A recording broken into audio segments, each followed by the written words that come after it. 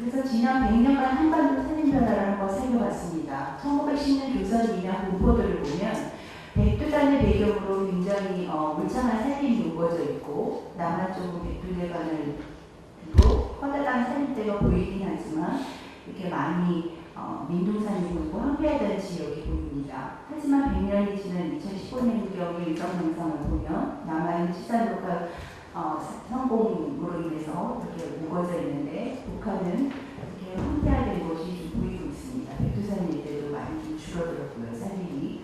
그래서 저희는 가보지는 못했지만 남한이 이렇게 푸르게 된 치산로가 성공을 바탕으로 그리고 이 관련돼서 남한은 좀 여러 가지 연구를 하고 있는데 북한은 가보지 못했기 때문에 위성 영상을 통해 산림 시트 조사를 실시하고 분석하였습니다. 저희가 영상하고 생장기 위성 영상으로 해서 그것을 골라냈고 그 다음에 그 센티널 위성 영상뿐만 아니라 접근 불능 지역은 저희가 갈 수 있다 그러면 북중 접경 지역이나 이런 부분은 실대 DB를 이용하고 특히 북한 정복 이게 농지인지 임지인지 구분이 안 가는 특히 무리목지나 이런 부분은 그렇기 때문에 농지를 구분하기 위해서 농분포 자료를 활용을 해서 분석을 실시하였습니다. 그리고 이제 경사도를 좀 고려를 하였는데요. 99년에 산림 황폐지 모니터링을 할 때에는 농지법 제2조에 의해서 우리나라에서 영농요건 분리농지 기준이 평균 경사율 15%, 경사도 8도시였기 때문에 8도시 이상의 산림 황폐지 모니터링 결과를 가지고 분석을 했습니다. 그런데 북한 국토환경보호성 임농복합 경영에 대해서 15년에 발표한 것을 보면 북한에서는 15도 이하에서는 농작물을 재배하고 15도와 30도에서는 임농복합 경영, 그 다음에 30도에서는 산림 관리를 한다라는 표시가 되어 있어서 우리는 15도 이하 농경지로 임농복합 경영을 포함해서 15도 이상 우선복구 대상지를 집계를 시작하였습니다. 2008년서부터 실시하였습니다. 그리고 피복 분류 체계는 IPCC 가이드라인에 준용을 해서 임목지하고 산림 등 6개 분지에서 산림을 임목지와 산림 황폐지로 구분하고 특히 산림 황폐지는 무림목지, 개간산지, 산간나지로 분류해가지고 분류를 하였고요.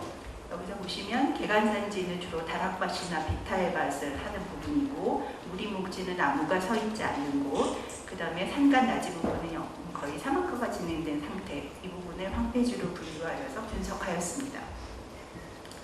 그래서 이렇게 분석한 99년도와 2008년도의 자료는요, 여기서도 확연히 드러나지만 2008년도에 굉장히 많이 황폐가 진행되었습니다. 그래서 99년도에는 163만 헥타르, 이거는 8도 기준입니다. 08년도에는 284만 헥타르로 황폐지가 늘었고 황폐율도 32%로 늘어난 형상을 볼 수 있습니다. 무림목지, 개간산지, 산간나지 사진을 직접 찍은 거고요. 그런데 제 3차 모니터링인 작년 북한 산림시트 조사 결과를 말씀드리겠습니다. 황폐지 면적은 262만 헥타르, 284만 헥타르에서 262만 헥타르로 약 22만 헥타르 정도 준 결과가 나타났습니다. 황폐가 다소 둔화됐다는 걸 알 수 있었고요. 황폐율은 32%에서 28%, 그렇지만 15도 이상의 우선 부분에서는 147만 헥타르로 분석이 되었고요. 그 중에서 개간산지는 59만 헥타르, 무림목지는 83만 헥타르로서 최근에 북한 18년도에 인프로에서 발표한 데이터와 유사한 경향을 보였습니다. 그러면 이렇게 다소 둔화된 이유를 좀 살펴보도록 하겠습니다.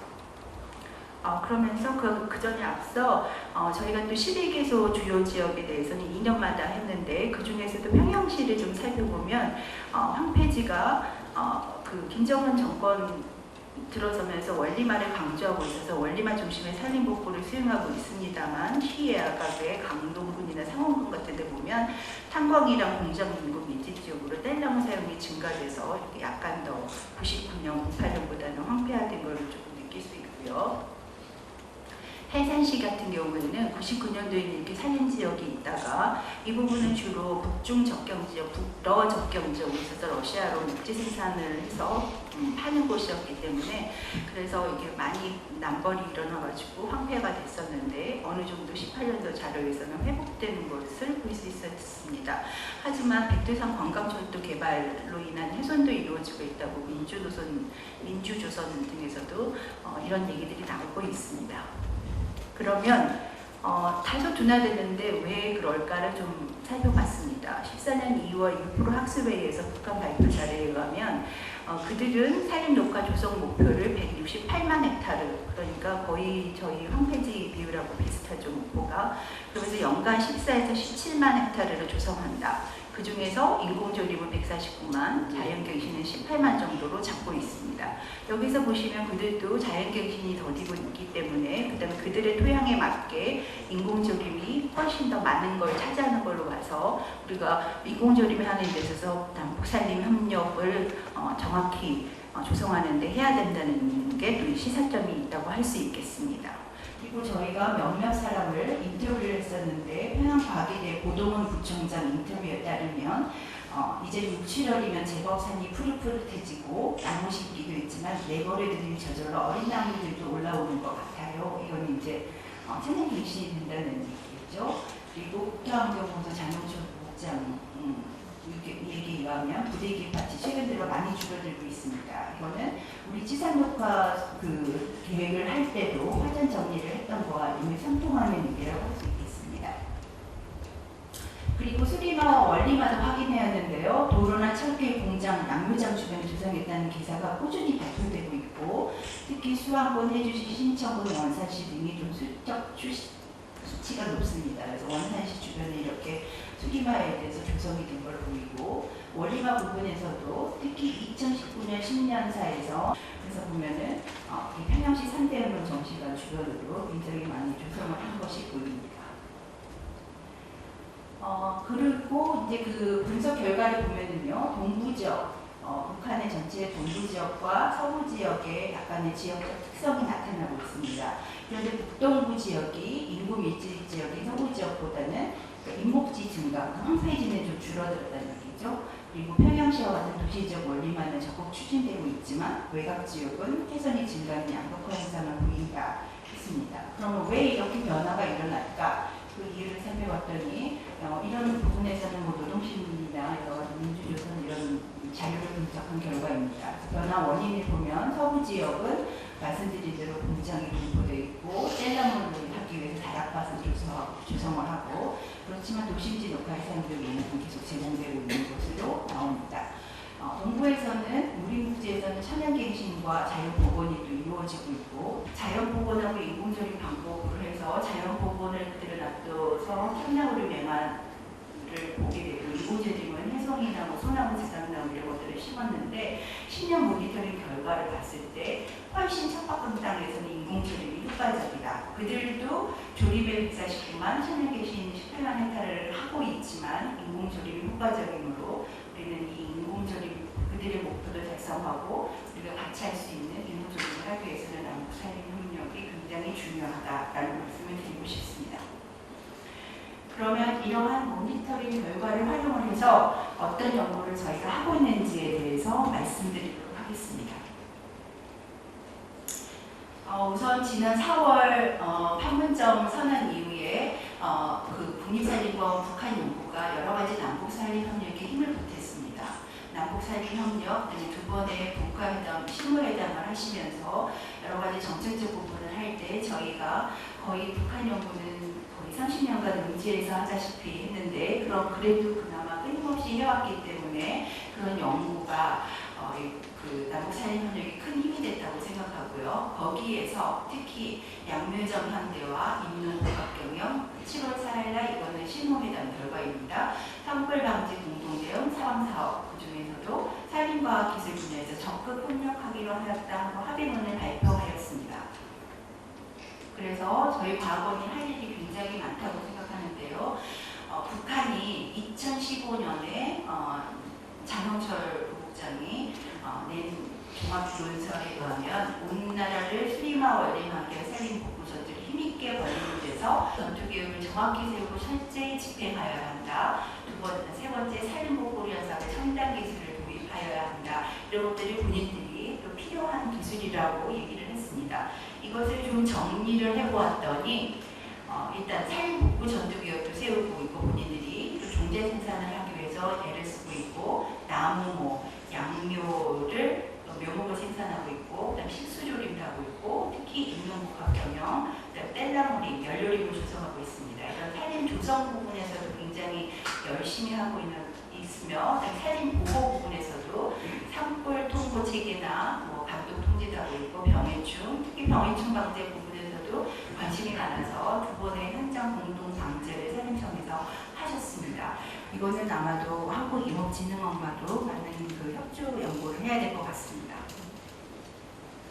그리고 DMZ 산림보건 지역도 탐색하고 있습니다. 정전협정에서 나오는 DMZ의 일대 지도와 위성 영상을 활용을 해가지고 보았더니 99년에는 8.9%였던 황폐율이 18년도에는 24.4%로 늘어났습니다. 특히 봤더니 서부 지역은 철원 지역, 중부 지역은 강화군, 김포, 강화군이 그렇고요. 그 다음에 이쪽 동쪽 지역은 고성군 일대가 굉장히 황폐화되어 있습니다. 이렇게 황폐화되어 있는 이유를 좀 살펴봤더니 이 부분에서는 이제 군사 지역도 많고 포도 많이 쏘고 하다 보니까 화재도 많이 일어나고 자연발화도 좀 잡목들이 많아서 많이 일어나는 것 같습니다. 그래서 이런 산불의 원인이 많이 있는 걸로 나타나서 저희가 과학원에서도 산불 예측 시스템을 구축하고 있습니다. 남한에 이미 되어 있는 데이터와 위성 영상을 활용해서 11년에서 15년 5년간 1469개의 파이어 스팟 포인트를 찍고 거기에서 나온 부분을 이렇게 예측 지도로 만들어내는 거. 이거는 저희 국제산림연구과 말고 산불 방제 연구과 그다음 기후변화 생태 연구과하고 같이 연구를 하고 있습니다. 원명수 박사님이 엄청 열심히 해주고 계십니다. 그래서 이런 DMZ 부분에서 산불나는 부분에 대해서도 이런 예측 지도 같은 것을 저희가 제공할 수 있을 것 같고요. 그리고 청에서도 이제 많이 하고 계시는 건데 VFI라고 해가지고 이 DMZ 일대 사진입니다. 그런데 이 VFI는 지금 LDN, Land Degradation Neutrality를 하기 위해서 전반적으로 지금 정책이랑 그 다음에 사업이랑 그 다음에 SDG 육상생태계하고 어우러지는 그런 목표를 달성하기 위해서 에너지도 그렇고 그 다음에 워터쉐드도 마찬가지고 에그로포레스트리도 그렇고 포레스트 웰페어 서비스도 그렇고 저희의 공익적 기능 같이 해당되는 부분하고 연계해서 피스 포레스트 이니셔티브를 표방하고 있습니다. 올 9월 인도에서 뉴델리에서 이 VFI에 대한 것을 자세하게 할 예정이니까요. 관심 있으신 분들은 인도에 한번 그 UNCCD 합총회에 가보시는 것도 좋을 것 같습니다. 그리고 백두대간 해선 구간도 탐색하고 있습니다. 북측의 백두대간을 쭉 그려보면은 이 부분에 평안남도 부근하고 강원도 세포군이 이렇게 면이 단절돼서 보이는 것을 알 수 있습니다. 그래서 2004년도에 있던 이런 산이 지금 18년도 자료에 의하면 굉장히 황폐화되어 있는 걸 볼 수 있는데 이거는 왜 그런지 저희가 이제 자료를 찾아봤더니 2017년도에 이 부분에 측에서 축산 기지를 건설을 해가지고 축산을 많이 하고 있다는 것을 알 수 있었습니다. 그래서 우리가 백두대간 해선 구간을 같이 남북산림 협력 예를 들어 들어갈 때 이 부분에 여러 가지 생물 다양성이 유전 다양성 조사도 필요하지만 그들이 축산 기지를 여기를 하기를 원한다면 축산과 어우러지는 남북산림 협력이 들어가야 된다. 그러니까 전략이 좀 달라져야 된다라는 생각을 하게 됐습니다. 그리고 마찬가지로 위성 영상을 활용해서 접경지역 미세먼지도 진단할 수 있을 것 같습니다. 지금 그 김순태 아주대 교수님 연구팀이 2018년도에 발표를 했는데요. 남한의 수도권 지역의 미세먼지 중에 27.4%가 북한의 영향을 받고 있다. 예를 들면 이렇게 서쪽 지역이랑 이렇게 세 군데로 나누어지면 특히 서부 지역, 신의주, 평양, 해주, 개성 부분이 굉장히 많이 그 인목지 비율이 낮습니다. 그리고 공업, 강업지대도 또 원주나 이런 부분에 원산, 항목 위에 있고요.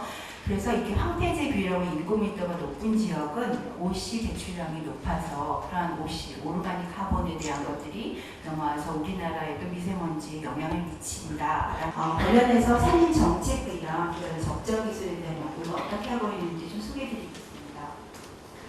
저희 북한 정부가 일단 필요하다 생각해서 공익기능력 이 부분에서는 24조 6천 원으로 돼서 전체 투자 대비 남북한 모두 16배 이상의 효과를 기대할 수 있고, 그래서 어느 정도 일자리 창출도 되고 한반도 경제 새로운 돌파구가 될 수 있는 신남북 산림 협력, 남측에서는 접경 지역의 재해 방지, 생태계 경험성 증진, 탄소 배출권 확보, 미세먼지 저감 등 효과를 볼 수 있고, 북측에는 재해 방지, 공익기능 증진, 식량난 개선 등의 효과를 봐서 공익적 가치를 TF를 구성해서 행정 조직을 손보고, 법안도 손보고, 현황도 분석하고, 인력 관리도 하고, 소유권 전환도 하고, 여러 가지 대학이나 연구기관의 회원도 구성하고 하였으니까, 국가는 생물권의 개조, 기후 개조, 토양 개량, 그다음 수권 개조, 생물 개조 이런 식으로 해서 그들이 각각 저희는 이거를 우리나라 산림 용어, 임산물 임업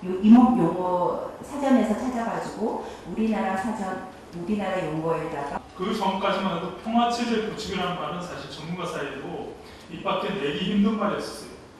평화체제 구축이다 그런 말을 하면은 마치 북한의 전략전들 동조하는 그러한 감이 얼마나 있었거든요. 그러면 그런 상태에서 많이 가지고 있습니다. 그래서 스캔도 하고 있고요. 그리고 저희가 2015년부터 남북한 산림 용어를 비교를 하고 있습니다.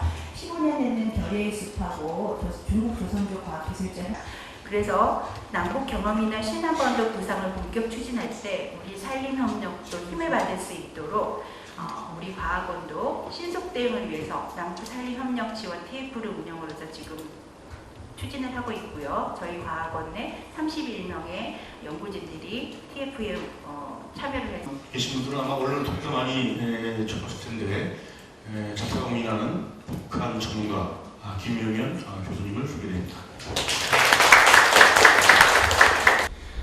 1994년에 제가 독일에 그때 가 있었는데 베를린에서 이제 연구 생활을 하고 잠깐 하고 있었는데, 그때 독일에서 제가 베를린에서 잠깐 있을 때 그때 대단한 소식이 들려왔습니다. 김일성 주석이 죽었다, 사망했다. 또 산림청도 이렇게 준비하고 계시고 저희랑 같이 해주시고 계십니다.